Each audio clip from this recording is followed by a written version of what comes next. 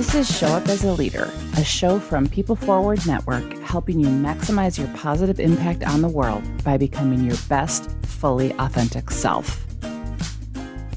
Hey, everyone. I am just going to forewarn you right now. This is one of those conversations where you're going to probably find yourself like hitting rewind and going back and re-listening to parts because there is just a lot of awesomeness jam-packed into a very short but impactful conversation. I was so fortunate to sit down with Adrian Koehler, and he is the founder and senior partner at Take New Ground and the host of his own podcast, The Naked Leadership Podcast. He's an engagement expert and senior partner in the coaching firm, and he does a lot of work with leaders and founders.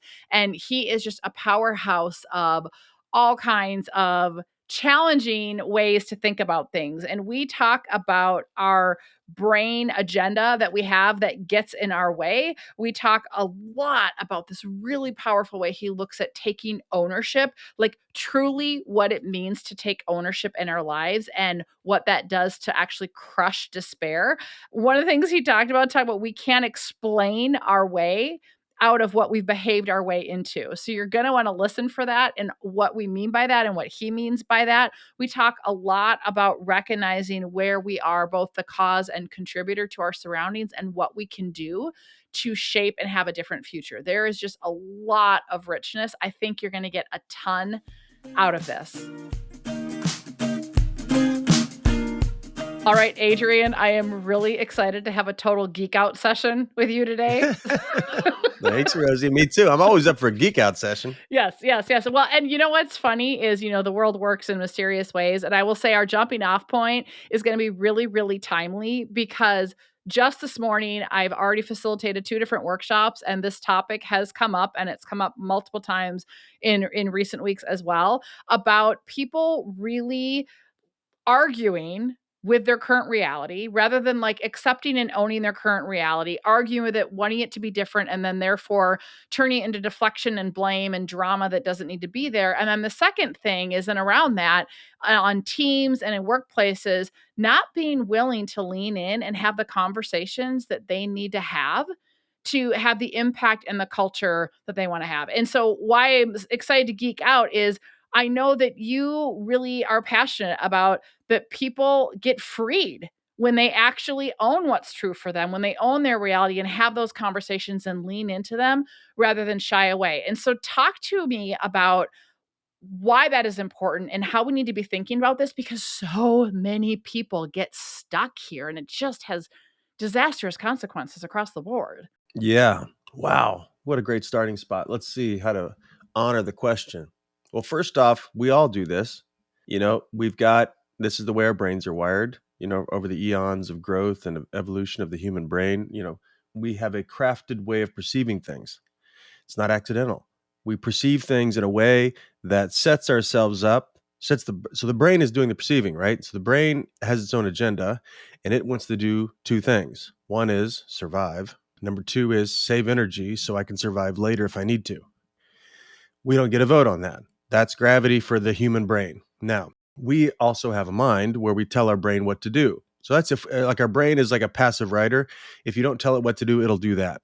So naturally, what you're talking about, where people are seeing a very kind of limited view of reality or skeptical view or cynical view or negative view or pessimistic view, or, we can make a long list. If they're doing that view, that's there for them. Now, they think that that's the only game in town. It's not the only game in town. They don't get that their brain, if they don't tell it to have an agenda, it already has an agenda, and it's called survival, looking good, feeling good, being right, being in control. Now, there's not much meaning in those agendas, in the survival needs, we call those. There's not much meaning, definitely not much joy, definitely not much fulfillment, not much legacy worth having when you're 95 on your deathbed. But it does the trick. So all of us are thrown to this as human beings. My experience for myself and my experience with all my clientele and what I stand for them is to get curious about what else could be happening. We know that perception and memory are very similar because memory is just perception in reverse. And what's happening is the canvas, and we always paint the picture. That's the metaphor I always see. So people say, oh, look at what happened. And I'll say, well, what happened is one thing. What you're telling me is what you make up about what happened. And you're actually in sorrow and in suffering about that, or angry about that, or diminished because of that, or offended because of that. Would you like to make up something else? And they find that very offensive as well, because it's like, how dare you tell me that my traumatic experience isn't that traumatic? I'm not telling you that. Yes, it's traumatic. And what else is it? Did it also build your resilience? Did it also make you wiser? Did it also make you stronger? Can you give yourself room to disassociate yourself from the victim story that's quite enticing and very, magnetic for other people to give you sympathy and have a lower bar for you? Or would you like to play a bigger game? This is why I bug people, because I'm like, hey, I'm not buying into your, little minimalist story so that you feel better about the despair you're in. How about we break the despair up by taking on the only thing that crushes despair, which is ownership? Oh my gosh. Okay, there's a whole lot in that. Oh my gosh. So, okay, we're gonna piggyback. I want you to say that last thing again and talk more about this. That the only thing that crushes despair is ownership. Say more. Well, what is despair? Despair is hope that's gone, right? Despair is a conversation we are in. It's not a feeling. It's a I mean, it is a feeling. We call it a feeling. We call all these things feelings, but there's internal conversation. We talk about feelings as thoughts looking for language, thoughts trapped in the body looking for language. People call those feelings. So obviously, I define it in a way that's more empowering, because what can I do about it? I can put language on it. So if we put language on despair, it says that the future is not going to work out any better than today. Today's bad, shouldn't be happening, and tomorrow's going to be worse. That's despair. There's no ownership in that, is my first point. It's like, it's happening to me and I can do nothing about it. So I say, this is the first time I've said it, by the way, but it's it's real for me, and it's worth talking about, that the only thing that crushes despair is ownership. It's true that if I decide to own the fact that two things, I own the future, meaning that whatever happens, I say it this way, I either created it or I've allowed it. That's almost always true. Of course, crazy things happen, random things happen, people betray us, blah, blah, blah, blah. They're all those things. That's a very small percentage of reality, is things that actually happen to us without us having any say in it or any participation in it. Very, very small percentage. Most people act like it's quite of a large percentage, but it's actually a very small percentage. If you decide to be crazy, like I'm inviting people to be crazy and to take on full ownership. So if you take on full ownership, you realize the future, I am either creating the future or I'm allowing the future to happen. That's a dangerous view, but it is the call of freedom, that I'm going to own every single thing that I can own.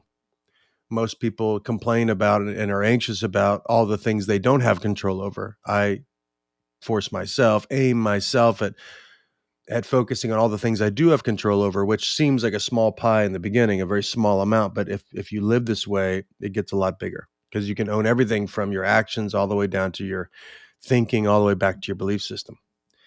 So if you own all that, then you've got an arsenal of what to do about the future. Number one. Number two is, despair also says that you didn't do anything about this moment either. You didn't create this moment either. So there's irresponsibility from this moment forward, and you probably actually go back in time. So if you jump into ownership, you actually ask yourself a lot of new questions. Most people are saying, why is this happening to me? That's the average question, which is more of a complaint than a question. And if you're standing in the place of ownership, you're saying, okay, this is happening. Number one, this is true. Number two is, what did I do or not do? What did I say or not say? What decision did I make or not make? What action did I take or not take that at least contributed to this happening? That's once again a dangerous question, because now we don't, as human beings, we love to blame people for things, blame other people's, blame ourselves, blame our parents, blame our history, blame everything, so that we can keep avoiding responsibility. And when I say contribute, I don't mean am I to blame. Like, blame is a moralistic stance, and morals, and as we walk around through life, you throw things in a right or wrong, good, bad, those categories. That's usually the end of a conversation, not the beginning of one. So I'm not interested in the blame conversation or the credit or the blame or the shame conversation. Those are stoppers when it comes to vitality. It's a tightening of the hose, not an opening of the hose of energy or whatever you want to call it. So if you decide that okay, what kind of contribution did I make here? That's really great news. And the more that it's you, it's actually the better news. Now, it's not good news for your ego, but it's good news for you if you're like, decide to be an empowered person and I can do something about it. Because if I saw it coming and I didn't say something early and I see how I was chicken in that meeting and see how I didn't actually go read that book like I said I would I didn't call that mentor to ask for permission. I didn't set up the next meeting to go intervene. I didn't work the channels. I didn't I didn't do all those things. That's really great news because what you didn't do or did do that didn't work to get here, now you can do to get out of it. My business partner always says you can't explain your way out of what you behaved your way into. Oh, I love that. Isn't that great? Something from his Yeah. grandfather. His grandfather's got like a million sayings. And if you get around us and come to the Revenant process that is a public training we do, you'll hear a lot of Dan Tacchini's Italian grandfather sayings. They're all brilliant. He probably made most of them up, but whatever. We'll give him credit for it. But anyway, if you take that type of ownership, and if you actually can see and were willing to, take a gulp and look at the horror of how much you actually created the thing you're complaining about, then there's a lot of power there because now I can do something about it. Like possibilities show up for me, not just options, because I can go generate something new and there's nothing stopping me but me. That's like the best news. If nothing's stopping me but me. That's why ownership, crushes despair because I'm actually present. If I'm in ownership, I'm a void. I'm a mist. I'm a ghost. If I don't have ownership, I'm just a soul floating and letting the world toss me around and letting other people toss me around in the economy and blah blah blah. I'm nothing. But if I get towards ownership, I become substantial, and now the world has to contend with me. I love all of that, and it reminds me many, many years ago, it was pre me ever becoming a coach or anything else. I was in a developmental program, and I remember the saying, they would always talk about being cause in the matter, right? Not causing, but being cause in the matter. And it's really, right, are you causing or contributing? And I think it's powerful. So I want to circle back to something though you said because I want a nuance. So what is your thought? Because I love everything you're saying about that we need to shift the narrative, and I agree. I mean that's my jam. That's the work we do.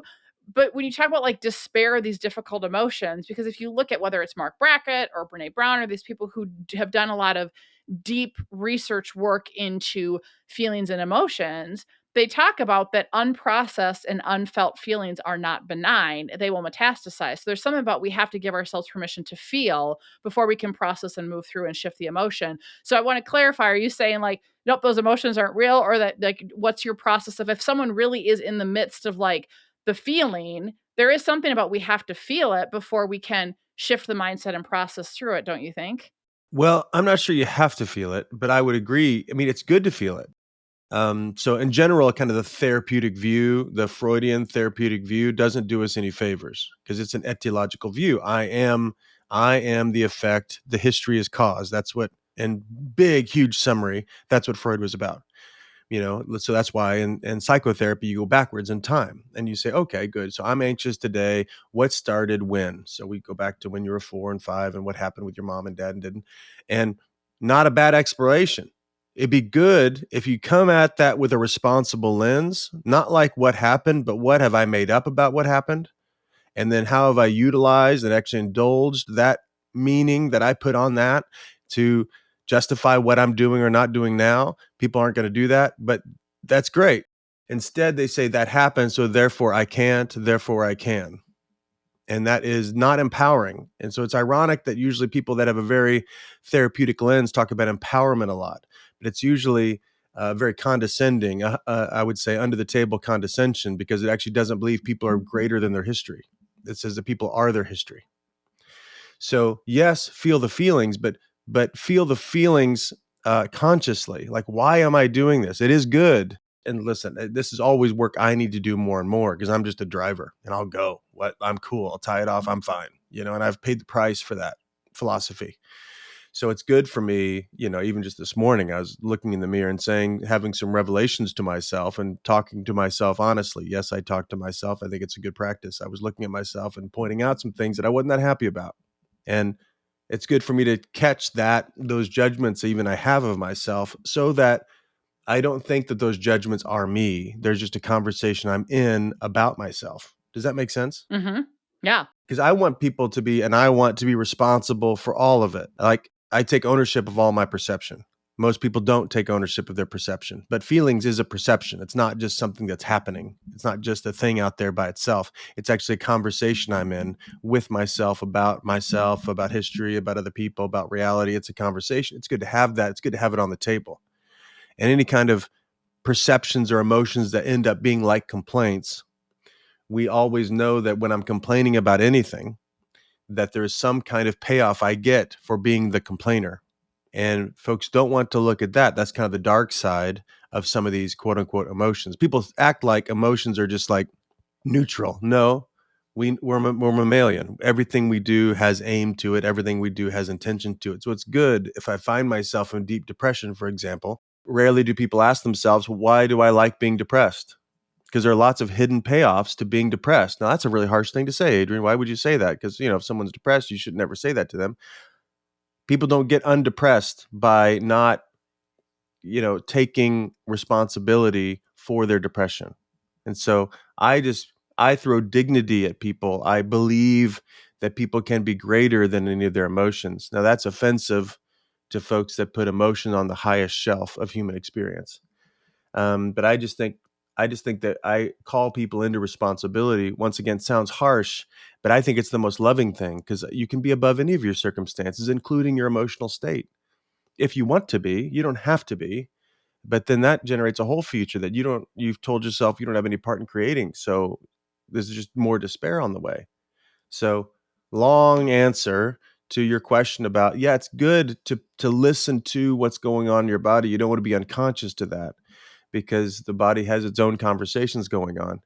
And like, what's the book? The Body Keeps the Score. Definitely true. And I even pay attention to that myself. I have some chronic lower back issues. It's not a surprise when it gets worse. So when I'm like in stress, or when I'm not taking care of myself, my back gets worse. Is that a physiological thing, or is it a spiritual or emotional thing? I think it's mostly a spiritual emotional thing. So I need to pay attention to how I'm really doing and where my aim is and how much I'm really taking care of myself, instead of just how many reps am I doing of XYZ at the gym. So listen to your conversations, but have dominion over them. Well, I love it, and there's a lot of similarities, as you know, a lot of the work that we do is not therapy, I wanna be very clear, but there is a therapeutic element where what we help people identify is, where did XYZ happen to you when you were 10, and you created a narrative or a story in your brain, right? That whether you realize it or not, and I always like use 10 as just a general number, but I'm like, most of your reactions today are not your adult self. They're that 10-year-old version of you that made this story about whatever. You have to prove yourself, you're not enough, you're not lovable, you're not whatever the heck it is, right? That leads to you talking about the survival, right? I got to look good, etc. And that's what's making your decision. But would you let your 10-year-old self, drive your car? Would you let your 10-year-old self make major life decisions? Would you let your 10-year-old self, balance your checkbook if people still do that, like those types of things? And so I do think, I love how you describe it. We talk about, here's what happened and here's my story about what happened. So this is an example that I'll use. Okay, so what happened is you got an email or a text message and it's in all caps. The story that many people would create is this person is yelling at me. And if they've done it once or twice before, they're always yelling at me. They're angry. And now we create this narrative of judgment that this person is horrible and blah, blah, blah, blah, blah. And now it turns into a bunch of swirl. And I'm like, well, okay, well, what if what happened is their cap locks is stuck on and they need a new keyboard? What if what happened is they actually have a visual impairment? And what if what happened is they're trying to convey passion, but you're interpreting it as anger? Like, any one of those are true. So if we don't check out our stories and reframe them, but we live as if our stories are the truth. And it's like, no, that is our story or our interpretation of what happened. So I'm tracking right with you, because I think if we don't equip people in one way, shape, or form to recognize that we are creating those stories, and that it's not like a quick magic wand fix, but we can change that narrative to have different outcomes. Like, that's the work that I think is before us. And that's the messy, cringy human work that people don't want to do because they want a magic bullet and they want a quick fix. Yeah, they want to look good and feel good and be right and be in control. Everybody does. Right. So you talk about, with all of that, then speaking about like the messy, cringy, like doing the work, you talk about that the human issues, right, that show up like in workplaces and in teams, et cetera, are both the greatest threat that we have, but also the greatest opportunity. Say more about that. No matter what's on the PowerPoint slides, it doesn't matter because it's the human beings that are in the formula that matter because we host everything, right? Like we give language to things, we don't give language to things, we take action, we don't take action. And, the biggest endeavor for human beings is to trust someone else. And it's amazing to me still after doing this specific type of work, and we do very similar type of work where I'm coaching founders of companies and we're, building and aligning leadership teams or helping, leaders fire people, blah blah blah. That the conversation about trust is something that will rarely come up. But it's really the almost the entire ball game when it comes to longevity, for sure. They might get lucky with some kind of online strategy and click-through rate and blah, blah, blah, blah, blah. And I've got plenty of clients that are phenomenal, like brilliant at running mousetraps and, setting up a marketing plan and blah, blah, that all happens. And then, so they can have a great few months. But what's happening or not happening in the context of relationships, that's I don't know, we call it the spiritual side, just like what the invisible side of life, like all the conversations. Like it seems like you and I are on the same podcast right now, but we're not. We're not on the same podcast because you're on yours and I'm on mine. Like you're in a conversation right now about what I'm saying and what you like about what I'm saying, what you don't like, what was clear to you, what was not clear to you, what's helpful, not helpful. You're listening from the ears of the listener and trying to make sure I can say something that's coherent and helpful. And I'm over here in my conversation about, oh, I wonder what's most helpful for I'm in my own swirl about how am I doing? And, am I producing value here? Or am I just talking to hear myself talk? And is this, is this statement too long? Should I shut up? Blah, blah. We're in these two different types of conversations. That's where life happens. And so these interpersonal dynamics are where, when we call things work, it's usually that. It's how we're relating to other people. So it can be the most toxic because we know what that feels like when there's hatred on a team, when there's judgment on a team, where there's conspiracy, where there's gossip, witchcraft on a team. We know what that feels like. Or maybe we've messed up and we don't feel safe anymore and we think we've got a target on our back. We know what that feels like. We also know what it feels like when, I hope people know what it feels like when there's camaraderie on a team. Like, oh, these people know me fully. They know what I'm great at. They know what I'm terrible at. They accept all that. They are there. They're standing for me and they are advocates for me. So they're going to champion the shit out of me if I do something great. And if I'm off a little bit, they're paying attention and they're going to notice. And then they're going to ask me with love, hey, are you okay? You didn't hit that deadline like you said you would. Are you okay? What's going on? Without judgment, with love. So so these interpersonal dynamics are really the source of vitality or despair, or, where life is happening or death is happening in a company. So, you and I've got some great job security. That we do, and I always talk about, you gotta love the messiness of being human and human beings, and the more we well, and, the more that we try to fight it, and I say, like, we as individuals, but also collectively as teams and organizations, like, fighting it and going back to owning your reality and wishing it was different or wishing that our brains weren't wired this way or pretending that we're not wired this way and pretending that we don't show up in this self-protection mode is just, like, doesn't serve anybody and doesn't do any good. No, well, I know what you mean by that. I would, and you probably could argue the other side as well. It does serve folks. It just serves our own survival. I just bring this up because I'm a nerd. It's like, yes, it does, because I get to keep looking good in my own eyes. I keep being self-justified when I go home and complain to the spouse about Tom because Tom did this thing again.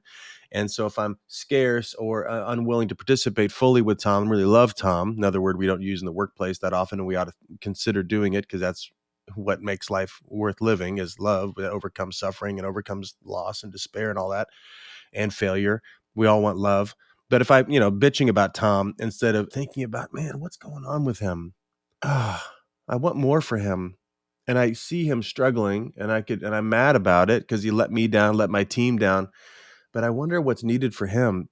And I wonder why he wouldn't tell me. How am I showing up in the team meetings that he wouldn't let me know what's really going on for him? Instead, he's like trying to suffer silently, but he's really blowing it. So we get payoffs when we don't take that level of responsibility.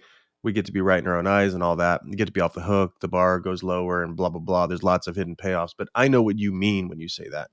It doesn't serve the future you want. No, and I appreciate those additions because you're right. I mean, well, yeah, I think that's an important distinction. It doesn't serve the future we want or who we perhaps want to be or the type of work team or organizational culture we want. But you're right, it does serve our ego. It does serve that survival, that brain programming, because you're right, there is a payoff, or there's something we're getting from it, whether it helps us feel safe, it helps us whatever. And I do think that's important to acknowledge and recognize, because a lot of people are like, oh no. It's like, no, there right now for you, the benefits of holding on to this story or the benefits of fill in the blank are outweighing your benefits of getting out of your comfort zone and leaning in to do the cringy work to shift this narrative or shift this way of being. So there is a payoff. So I think that that's fair, and I think that's really important to remind ourselves and think about. 100%. Yeah, and we bring it up because, and you and I are in the same field, sounds like grounded in a lot of the same philosophy as well, which is cool. These are always under the table negotiations. The benefit of complaint is an under the table negotiation, because I'm complaining because Tom, let's keep picking on Tom. Tom's not doing that work. The benefit of me complaining about him instead of standing for him, or, maybe correcting him or maybe firing him if I'm the boss. The benefit of complaining instead of taking productive action is it's hidden. So that's why, when I start working with any company, I warn everybody. I said, it's the conversations under the table that are running the company. And they'll say, what? I'm like, yeah. So not what you say in the meeting. It's what you not saying in the meeting. It's the 5 things you should say that you don't dare say. Those conversations are the ones running the company. I'll prove it to you. It won't take me long. Let me talk to 2 of your people. I'll find all of them. And so there's all this under the table conversations, and people like you and I are really good at finding out what those are. And, we have the courage to put them on top of the table and say, hey, look at this thing. Look at that. Huh. I've noticed we've been in this meeting for 3 hours and nobody's brought up the fact that Susie was late. Who's pissed at Susie? By the way, how many times is Susie late? Anything else? It's like, let's talk about it. Like, there's all this that we're not talking about, and it's currently running the show and stealing from our future. So it's always under the table is my point. It takes a lot of courage to do that. But I think that's probably what's most wanted and needed in culture. But yet courage takes a lot of heart, takes a lot of risk. We see it in other people and we love it for them. We love it from them. We are less apt to say, okay, I'm the one. Well, yeah, because it's a lot easier to look out the window than it is to look in the mirror. Right on. Right on. That's great. That's great. That's Good. great. So Where'd you get that saying, by the way? It's a great saying. I have no idea. I would love to give it credit. I have no idea. I've heard it somewhere, but It's know. yours. It's yours. Rosie said it. It's much easier to look out the window than look in the mirror. It is. Well, and there's a caveat that you could take that one. There's a caveat to that. It is, and again, I don't know where I got it, but it's many years ago. But it was like talking about the importance of doing self-awareness work. And it's like we need to be able to look in the mirror twice before we look out the window. So there's like the caveat of that, right? It's easier to look out the window, and we have to look in the mirror before we look out the window. Speaking of owning our stuff and recognizing these stories that try to hijack us, as we've been talking about, one of the things that I'm kind of obsessed with in these conversations and the work that we do is normalizing the messiness of being human. And I know from all the work that I've done with even the most successful and effective people that our humanness gets the best of us, and there are self-limiting stories that we still can tell ourselves that can hijack us. And so what I would love if you would share, Adrian, even though you do all this work, what is a self-limiting story that you still tell yourself sometimes? And when it shows up, how do you move beyond it so that you can still show up as a leader in your life and have the impact you want to have? Yeah, there's lots of them. I talk about these things in the context of Adlerian psychology. People are listening probably know who Adler was. Freud said, I am my history. Adler said, I am my future. I am what I'm committed to. So that's ballsier, but it's so much more helpful. Adler had this thing that he called life lies, which is now we call them in our last 20 years vernacular stories we're living with ourselves. But Adler got there first 100 some years ago. He's calling them life lies. He would just say there's some kind of lie, some kind of belief you have about yourself that if you don't watch it, you'll spend your whole life trying to prove it not true. And so, my first one that comes to mind when you say that is that I'm not very smart. I'm not smart enough. It's like I've just faked it my whole life. I know it. Anytime I'm about to walk on stage, and anytime I'm about to facilitate some big meeting, anytime I'm, going to go do some, at an event where there's some, ballers there, very successful people there. I know that conversation's coming. That, oh, I don't belong in this room. I'm not smart enough to hang with these people. And you know what? I'm probably not as smart as most of them. That's just true. And when it comes to even like my clientele, there a lot of them. I mean, if you do like IQ tests, they win. But yet I'm here, and yet they're paying me good money to do this. So why don't I pay attention to what matters to them instead of pay attention to my own insecurity that would like to run the show? Because, why do I tell myself that story? I tell myself that story in order to lower some expectations, let me play it safe, control the conversation, not to reveal my own in my own view of my inadequacy, blah blah blah. It's a power move. All of our insecurities in some ways are power moves into ourselves to protect ourselves. So what do I do to work around that? Well, first off, I know it's not true. Like objectively, I know it's not true. It's a conversation, to your language, about myself, but I know it's not true because I've been helping people think about things in new ways for a long time. Since I can remember, I've been doing this and offering new possibilities, insights. I speak a lot in metaphor. I'm very intuitive, very empathic. I have a clean sense of what somebody is wanting to say and they don't say it. And I'm gutsy in that way as well, where I'll lead the conversation towards something closer to what the truth is than the dance they're doing with themselves. Now, that's intelligence. So I give myself some credit for all the types of intelligence because I might not know as much about blank when I'm talking to somebody, but I have lots of other types of intelligence that they don't possess. That's why they're hiring me. So, I'm in that conversation, but the biggest kind of hack for that for me is to get off of myself and to get into them. Anytime I'm about to walk on stage, I am concerned about how I'm going to sound, but that's all about me and the content that's in my head and how I'm looking and how I'm feeling. And I remind myself anytime I'm stepping on stage is that especially in a workshop setting, that the best content for this workshop is in the seats. So it's more like how I'm with them and to get them to participate because what matters to them is between their ears, not what I'm going to say. I might be entertaining and insightful or blah, blah, blah, but that's not going to make a difference. What's going to make a difference for them is if they get to see the filter by which they're seeing the world and question that and make some new courageous choices and have some kind of breakthrough. That's what's going to make a difference for them. Like that's what'll last if it makes a difference. That kind of breaking open, that kind of revelation, if you will, not to be too epic, but there's those moments. You've had those moments in life. I have too, where it's like, shit, I can't go back. I get it. This thing, I get it. I've been doing this. I've been thinking this and living this way forever.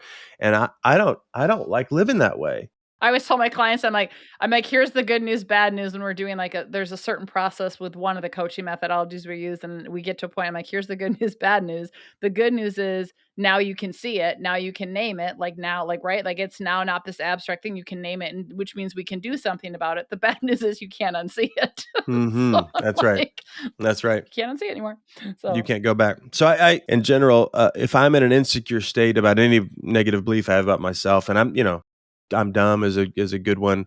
I'm a obviously I'm a fraud. That's a very popular one.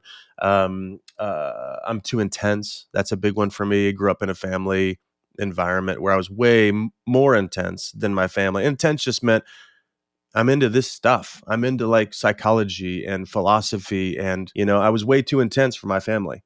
And that's okay. But that was true. But I've worn that like you ought to lighten up, man.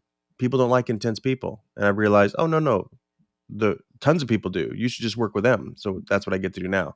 I like intense people. That's why I work with entrepreneurs because they're all crazy, which is awesome. They're my kind of crazy. there is a bit of a crazy mindset to be an entrepreneur, for sure, for sure. Oh, you got to be nuts. 100%. All right. Are you ready for quick questions? Of course, hit me. Okay. Fill in the blank. Living authentically is Living authentically is standing in the question about how I'm not living authentically. insightful. I like it. When the world is presenting an opening, but you don't feel like showing up as a leader, what do you do? Well, a couple things happen. First off, I can not feel it. I can show up anyway. But you don't have to show up inauthentically to your first question. You could say like, man, I don't want to do this. I don't want to do this, but here I am. This is important to me. I'm having a bad day. I feel like crap. I'm having blah, blah, blah, blah. But here I am. This is important. Or if I'm talking to a person, you're important. So I wanted to be here today. I don't feel good, but here I am. And or most people listening to this podcast are probably leaders. And there's a thing about leaders, they think they get extra bonus points for doing it themselves. So there's a big opportunity here. I don't feel like doing it. I could ask somebody else, can you go to that meeting for me? Can you, can we go together? Can you come with me to the meeting? Can you quarterback this? And like make a powerful request and invite somebody else to be the hero of the story. Fantastic. All right. What is something people would be surprised to know about you? I write with fountain pens, and I journal every morning, and I write with a fountain pen like an old man. Oh my God, I love Carry that. around a handkerchief in my back pocket every day of my life, like an old man. Yeah, I just bought a piano. I'm learning how to play the piano. I'm a pastor.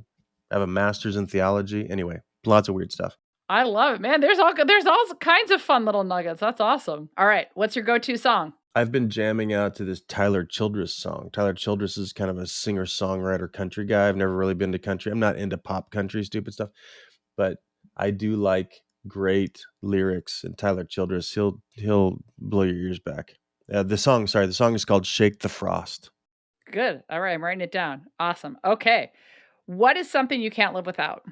The environment of what's next, like how do I make this moment matter? That's part of what makes me intense and weird, is like everything can matter, and that's not a problem.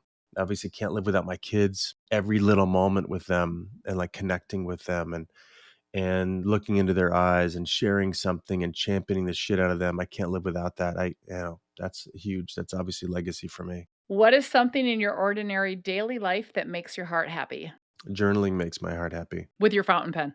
With my fountain pen. Yes. And so to sit there just with a piece of paper, I mean, it's a journal and my fountain pen and the sound of that, but really the greeting of myself into the day. I mean, I do it first thing in the morning, like within the first few minutes of when I'm awake, make coffee, sit down, and just see who I am today. I love that. That's such a great deliberate practice. All right. What are you grateful for right now? Talking to you, getting to do this. This is fun, but I'm inspired by you, inspired by the work that you do. I think people like us, I mean, I'm honored to get to do the type of work I do, and it sounds like we do some similar work. We get to help people change their lives. So anything I can do to contribute towards what you're up to and your whole organization, uh, and the fact that I get to be here and the fact that I'm not here on accident either. This is decades of practice to hopefully say something that's helpful to somebody. Really grateful for that. Despite all the ups and downs in life, look at what's happening right here, right now. Mutual love back at you for sure. So, all right, Adrian, closing question. If you could challenge leaders everywhere to practice this one behavior that would create more human workplaces and equip everyone to show up as a leader, what would that be? When you walk into the office or when you're in a meeting, stop what you're doing, make eye contact, say the person's name. Hi, Susie, good to see you. If we just did that, of course, that's not enough. But if you just did that to begin, you more humanize everything, because there's a aspect of the human soul that is scared to death we don't matter. And everybody knows this conversation, that we don't matter. And we're scared to death that our worst attributes are our only attributes, and that the greatness that hides within us will never be seen and never be appreciated by other people. So it starts by connecting with the person right in front of you and making eye contact with them. This is what I'm training my kids to do all the time, especially like when a waiter comes up to the table, get their name and say, "Hi, my name is Scout." And to humanize the whole thing. Let's get out. I mean, transactions are necessary. They're just don't give us what we need as human beings. We need connection. I love that it's something so simple, but something so powerful because it is lacking. Like we want to, as a human being, you're right. It's a core human need to feel like we are heard and seen and matter. And when someone does that, it really does set a tone. So I think that that is perfect. And I could geek out with you for hours, but Adrian, just thank you for your insights. Thank you for challenging me to think. Thank you for all the nuggets you brought. And yeah, I'm very appreciative of our conversation and the work that you're doing in the world. So just thank you. I'm glad people are connected to you and your work. We do ours at Take New Grounds, my company. We do in-house work with mostly founder-driven companies, and we have several portfolio companies. We come in and do equity-based work, all different verticals like yours. We do something crazy that I want to let people know about. It's called the Revenant process. It's a 4-day. It's a public training, so anybody can come. You don't have to pay a whole bunch of money to be one of our clients. You can just come to this 4-day experience. This is going to drop in May. I think you said we've got one after May. We've got one in June, the end of June in Honolulu, Hawaii. So it's a 4-day exploration of who the hell you think you are and who you want to be and your legacy here and how you're relating to yourself and your history and your future and all that stuff. It's 10 long days. It's breathtaking. So that's wearerevenant.com. We are Revenant, like the movie title. We are to come back from. Wearerevenant.com. Check it out. And if you have any questions, you can hit me up on Instagram, adrian.k, and I'll answer any questions. But love to anybody that's in your audience is obviously quality people. So love to invite them to apply for that. And we talk to somebody on my team, see if it's the right fit for you. But it's a really low lift financially. We do that on purpose so that more people can come. And it's going to be in Hawaii. So come on. Awesome. Love it. And we'll make sure to include links in the show notes as well. Awesome. Well, thanks again, Adrian. Rosie, great to be with you. I'm Rosie Ward, and this is Show Up as a Leader. To learn more, head over to peopleforwardnetwork.com and, of course, hit that follow button.